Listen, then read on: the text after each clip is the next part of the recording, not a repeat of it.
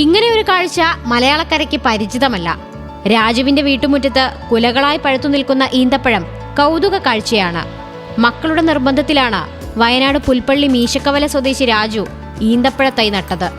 താമരശ്ശേരിയിൽ നിന്ന് 2.5 വർഷം മുൻപാണ് തൈകൾ വാങ്ങിവെച്ചത്. അറേബ്യൻ മരുഭൂമികളിലെ കൊടും ചൂടിൽ പാകമാകുന്ന ഈന്തപ്പഴം കേരളത്തിലെ കാലാവസ്ഥയിൽ പാകമാകുമോ എന്ന് സംശയമായിരുന്നു. കഴിഞ്ഞ വർഷം ചെറുതായി കായ്ച്ചെങ്കിലും ഇത്തവണയാണ് പന നിറയെ ഈന്തപ്പഴം വിളഞ്ഞത്. ആരൊക്കെ കൃഷി എന്ന് പറഞ്ഞാൽ ഇവിടെ ഇച്ചിരി വെയിലൊക്കെ ഉള്ള സ്ഥലമായ കൊണ്ട് മക്കൾ പറഞ്ഞു ചെറിയ ചെടികളൊന്നും വെക്കണ്ട, ഇത് 3-4 മേടിച്ചിട്ട് വെച്ചാൽ മതി എന്ന് പറഞ്ഞു. അപ്പോൾ ഇത് വില കൂടുതലായതുകൊണ്ട് ഞാൻ പറഞ്ഞു വേണ്ടെന്ന് പറഞ്ഞു. പക്ഷേ അവർ 2 പേർക്കും ഭയങ്കര അഭിപ്രായമായി. ഇത് തന്നെ ഈന്തപ്പന തന്നെ നട്ടാൽ മതി, എറണാകുളത്തൊക്കെ അതുണ്ട് ഇഷ്ടംപോലെ ഉണ്ടെന്നൊക്കെ പറഞ്ഞിട്ട് അങ്ങനെ പറഞ്ഞു. അപ്പോൾ ഇവിടെ നോക്കിയപ്പോൾ അമ്പലവയൽ ആണ് നമ്മൾ ഓർഡർ ചെയ്ത് അവർ 2 മാസം കഴിഞ്ഞപ്പോൾ മുക്കത്ത് വന്നിട്ടുണ്ടെന്ന് പറഞ്ഞു.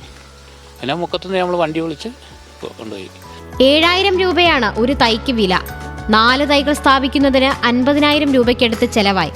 ഈന്തപ്പഴം വളരണമെങ്കിൽ ആൺ പെൺ ഈന്തപ്പഴ മരങ്ങൾ ഒരുമിച്ച് നടണമെന്നും രാജു പറയുന്നു.